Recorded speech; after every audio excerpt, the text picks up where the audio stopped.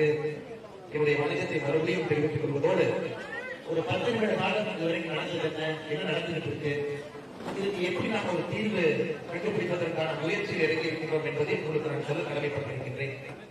நிச்சயமாக இந்த மேடையில் அரசியல் பேச விரும்பலைங்க. உங்களுக்கு தெரியும், அவங்க சொன்னாங்க இவங்க சொன்னாங்க, அதுக்கெல்லாம் போக விரும்பலைங்க. யார் என்ன சொன்னாங்க எல்லாருக்குமே தெரியும். குறிப்பாக இந்த pipeline Cochin Coimbatore Karur CCK pipeline 2002 commission பண்ணாங்க. 23 ஆண்டுகள் ஆகும் கமிஷன் போட்ட பொழுது இந்த பகுதியில் 74 kilometre 2002 ROU right of use அதை பயன்படுத்துவதற்கு மத்திய அரசு அனுமதி 2002 இன்னைக்கு புதிதாக பிசிஎஸ் தேவனம் இடத்துக்கு போகுது. அது இந்த ஐடிபிஎம் சொல்ற இருகூர் ஆரம்பித்து சங்ககிரி வழியாக துப்பூர் பக்கத்தில் போகக்கூடிய ப்ராஜெக்ட். இது ஒரு தனி ப்ராஜெக்ட். அதை வந்து கிட்டத்தட்ட ஒரு 7 வருஷமாகவே டிபிசிஎல் நிறுவனம் மாநில அரசோடு பேசி இதை எப்படி எடுத்துட்டு போறது, root a root B root finalise பண்ணாங்க. இன்னைக்கு கடைசியாக ஃபைனலைஸ் பண்ணிருக்கக்கூடிய ரூட் 362 கிலோமீட்டர் போகக்கூடிய எல்லாத்துக்குமே தெரியும். அதுல 74 கிலோமீட்டர் 362 74 கிலோமீட்டர் இதற்கு முன்பே இருக்கக்கூடிய கொச்சின் கோயம்புத்தூர் கரூர் சிசிகே பைப் லைனோட கொண்டு போறோம். புதிய இடத்துல மறுபடியும் எடுத்துட்டு போறோம். சங்ககிரி அந்த பிறகு தருமபுரி அதன் பிறகு பாத்தீங்கன்னா அது தும்பூர் பக்கத்துல போய் முடியும். இன்னைக்கு இங்க இருக்கக்கூடிய விவசாய பெருமக்களுடைய கோரிக்கை என்ன? 2002 போட்டு எடுத்துட்டீங்க, அன்னைக்கு 74 கிலோமீட்டர் நம்ம கொடுத்த ஆர்வம். மறுபடியும் நீங்க ஒரு பைப் லைன் போடும் பொழுது எங்க இடத்துல மறுபடியும் போடுறீங்க. இன்னைக்கு கொஞ்சம் நிலைமை மாறி இருக்குது, ரியல் எஸ்டேட் வேல்யூ வந்திருக்குது, விவசாயம் ஒரு இடத்துல குவித்து போய் கொண்டிருக்கும் பொழுது நிலத்தினுடைய மதிப்பு தான் நமக்கு ஒரு ஆறுதல் கொடுத்து கொண்டிருக்கிறது. அது நியாயமான கோரிக்கை. இதெல்லாம் நம்முடைய பெட்ரோலியத்துறை அமைச்சர்கள் எடுத்து சொன்னோம். ஐயா இந்த மாதிரி இருக்கு, நீங்க கொஞ்சம் பெரிய மனசு பண்ணணும். விவசாயிகளுடைய கோரிக்கை சரிதான். அவங்க என்ன சொல்றாங்கன்னா, ஆல்ரெடி நீங்க போட்டதுனால 23 வருஷம் அவங்களால வேற எந்த வேலையுமே அதை செய்ய முடியும். ஒரு இண்டஸ்ட்ரியல் பார்க்கோ பிளஸ்டோ ஒரு சைட் கூட சில இடத்துல போட்டிருக்காங்க. அது கூட முறையாக தான் போட்டிருக்காங்க சில இடத்துல. ஏன்னா அந்த ஆர்வம் இல்லைனால இன்னைக்கு அவங்க கேட்கறது மறுபடியும் உள்ளே வரும்போது பிரச்சனை அவங்க கேட்கறாங்க. நீங்க கொஞ்சம் தயவு செய்து எங்களுக்கு ஒரு தீர்வு கொடுங்க. அதன் பிறகு நம்முடைய தலைவர்கள் டெல்லிக்கு போனாங்க, அமைச்சர்கள் சந்தித்தாங்க, பெட்ரோலியத்துறை அமைச்சர்கள் செக்ரட்டரியை சந்திச்சாங்க. இன்று காலை மறுபடியும் நம்முடைய பெட்ரோலியத்துறையுடைய செக்ரட்டரி தொலைபேசி மூலமாக நான் பேசினேன். நான் போறேன், விவசாய பெருமக்கள் கோர்ட் கேஸ் இருக்குது, நவம்பர் மாசம் கொஞ்சம் வெளியே போச்சு, கோர்ட் வந்து ரெப்ரேஷன்ல டிஸ்மிஸ் பண்ணிட்டாங்க.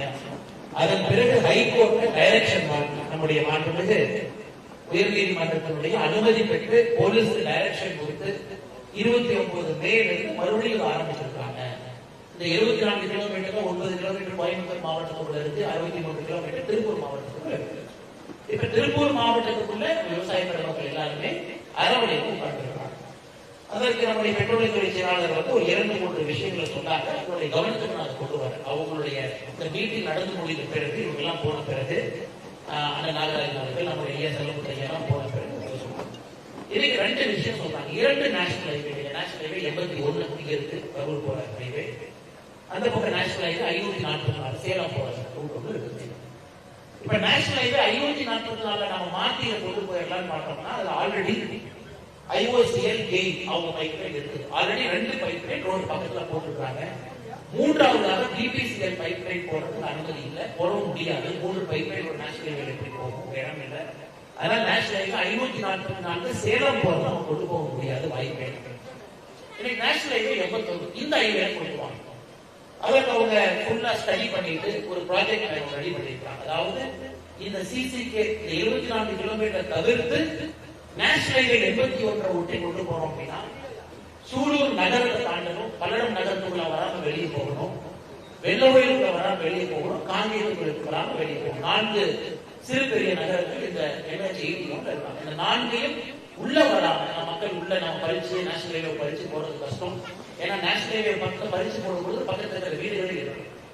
இதெல்லாம் அவாய்ட் பண்ணி அவங்க கொடுக்கக்கூடிய ப்ராஜெக்ட் என்னன்னா மறுபடியும் ஒரு 352 விவசாய நிலத்துக்குள்ள நாங்க போக வேண்டிய வரும். ROU புதிதாக 352 விவசாய நிலத்துக்குள்ள ROU பர்மிஷன் கேட்டு நாங்க போகணும்.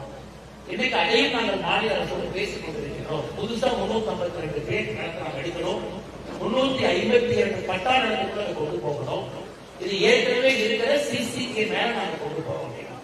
அதனால பெட்ரோலியத்துறை செயலாளர்கிட்ட மறுபடியும் ரெக்வஸ்ட் பண்ண, ஐயா நீங்க கொஞ்சம் மாநில அரசு பேசி துரிதமா நடவடிக்கை எடுக்கணும்.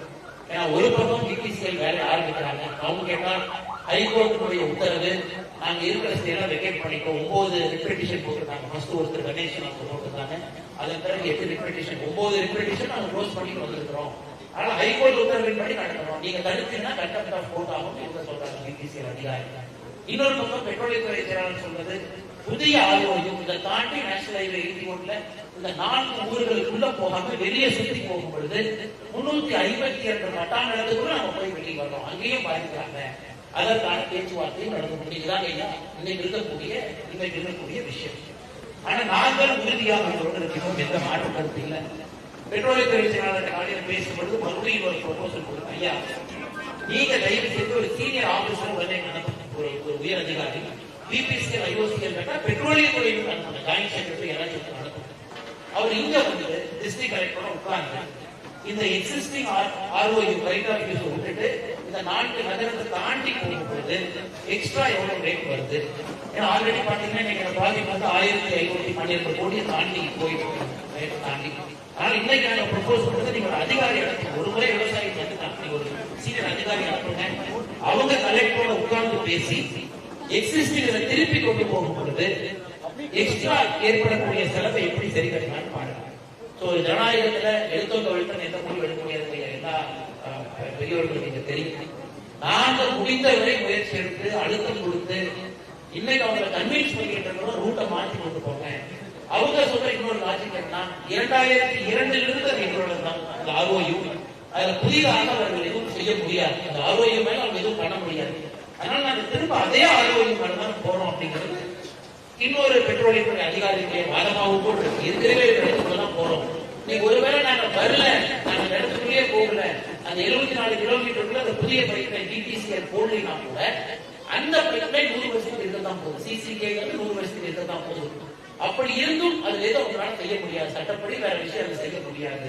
அதனால இன்னைக்கு புதுசா 352 விவசாய பெருமக்களுக்கு தொந்தரவு வருமா, இல்ல சிசிகே போலாமா? இது ஒரு பகுதி, ஒரு நாளைக்கு கொண்டு நாங்க எதுவும் ஸ்டாண்ட் எடுக்கல. இரண்டாவது காம்பன்சேஷன். இன்னைக்கு வந்து ஏற்கனவே இருக்கக்கூடிய இடத்துக்கு மேல பெட்ரோலியம் பைப்லைன் போட்டோம் அப்படின்னா மார்க்கெட் கண்டிப்பா 20% விவசாயிகள் கொடுக்குறாங்க.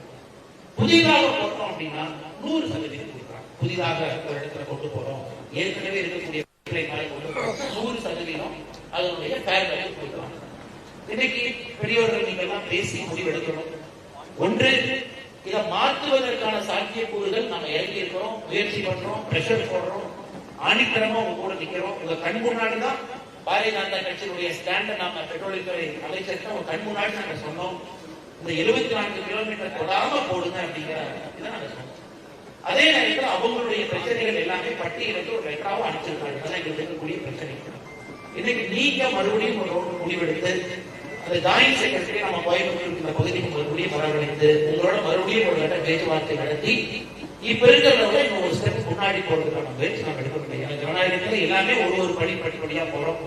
அதனால நீங்க தயவு செய்து என்னுடைய அன்பான வேண்டுகோள், நாங்க முயற்சி எடுத்துக்கொண்டே இருக்கிறோம். நீங்களும் அறவரை போராட்டம் எடுக்கிறீங்க.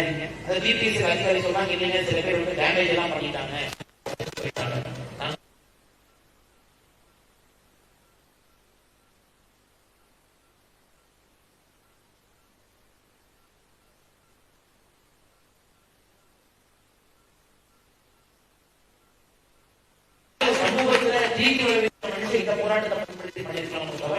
அதனால நீங்களும் பொறுமையா, நான் ஒரு போட்டிக்காக அதை போடாதீங்க, நீங்களும் பொறுமை. மத்திய அரசு தான் இன்னைக்கு பேசிட்டு இருக்கிறாங்க, ஒரு உயர் அதிகாரி அனுப்புறேன்னு சொல்லும் பொழுது நீங்களும் கொஞ்சம் நிறுத்தி வைங்க அப்படிங்கிறது இறங்கியிருக்கோம்.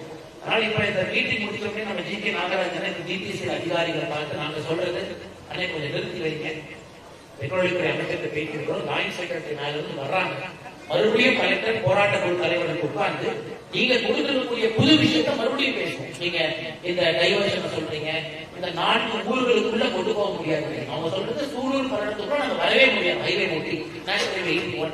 ஏன்னா ஊருக்குள்ள நாங்க உடைக்க முடியாது, வெளியே சுத்தி வரணும். அதே மாதிரி 4 ஊர்ல சுத்தி வரும்பொழுது 352 பட்டாணங்களுக்கு நாங்க போறோம். அதுக்கு புதுசா ஆரம்பிக்கிறேன். அப்ப இப்ப பாதிக்கப்படக்கூடிய விவசாயிகள் இன்னைக்கு இருக்கிறாங்க, புதிதாக பாதிக்கப்படக்கூடிய விவசாயிகள் 352 பேர் இருக்காங்க. அதையும் நீங்க நாகராஜன் போய் ஏன்னா இதுவே காலையில் டெவலப் பண்ணிட்டு நாங்க என்ன ரெக்வஸ்ட் பண்ண போறோம், உடனடியாக சொல்லிருந்தீங்கன்னா ஜாயிண்ட் செக்ரட்டரி நீங்க வந்த பிறகு மீட்டிங் முடித்த பிறகு அதன் பிறகு நீங்க வேலை ஆரம்பிங்க. 15 நாள் நீங்க வேலை பண்ணி உத்தரவாதம் கொடுக்குறாங்க, பேச்சுவார்த்தை வரணும்னு சொல்லும் பொழுது நீங்க போட்டியாக வேண்டாம் இருப்பாக பண்ணாதீங்க. இப்ப ஜி.கே. நாகராஜன் ஸ்பாட்டுக்கு போராட்ட தலைவர்களோடு ஸ்பாட்டுக்கு போய் ஒரு 15 நாள் நிறுத்தி வைங்க. ஒரு மீட்டிங் முடிச்சதுக்கு அப்புறம் அடுத்து எடுப்போம். ஆனா எல்லாமே ஸ்டெப் பை ஸ்டெப் தான், ஒரு பண்றோம். அதனால உறுதியாக உங்களோடு இருக்கின்றோம். இந்த சாத்தியக்கூறுகளையும் ஆராய்வோம். அந்த 352 பாதிக்கப்பட்ட விவசாயிகள் புதுசா யாராச்சும் வர்றாங்கன்னா அவங்க கிட்டே பேரால நம்ம பேச்சுவார்த்தை ஆரம்பிக்கணும். உங்க இதுக்குள்ள போகுதுன்னா நீ கையெழுத்து கொடுக்க தயாரான. அதே நேரத்தில் ஹைகோர்ட் டைரக்ஷன் இருக்கு, இதுல போடுவதற்கு நம்ம போட்ட ரெப்ரேஷன் எல்லாமே உயர்நீதிமன்றம் டிஸ்மிஸ் பண்ணிக்கலாம். அந்த கோர்ட்டு பரத்தை நம்ம பார்க்கணும். எல்லாத்தையும் ஆராய்ந்து நல்ல ஒரு முடிவுக்கு வருகின்றோம். உங்களோட சேர்த்து நாங்கள் நிற்கின்றோம். அதே நேரத்தில் வயதான தாய்மார்கள் பெண்மணிகள் நீங்க எல்லாம் இந்த போராட்டத்தை இப்போதே கைவிடும். ஏன்னா 15 நாள் நாங்கள் நிறுத்தி வைக்கிறதுக்கான சாத்தியக்கூறு இழக்கிறோம். ஆண்கள் இருக்கட்டும், பெரியவர்கள் இருக்கட்டும், அவங்க எல்லாம் வேலையெல்லாம் நீங்களும் வந்து உட்கார்ந்து வரீங்க. அதான் கொஞ்சம் மனசு கஷ்டமான வேலை. அதனால இந்த வேலை இப்போ உடனே ஆரம்பித்து 15 நாட்கள் ஜாயிண்ட் செக்ரட்டரி கொண்டு வந்து மறுபடியும் இவர்களோடு ஒரு பேச்சுவார்த்தை நடத்தி அடுத்து கொண்டு வருவதற்கான முயற்சி எடுக்கிறோம். நன்றிங்க.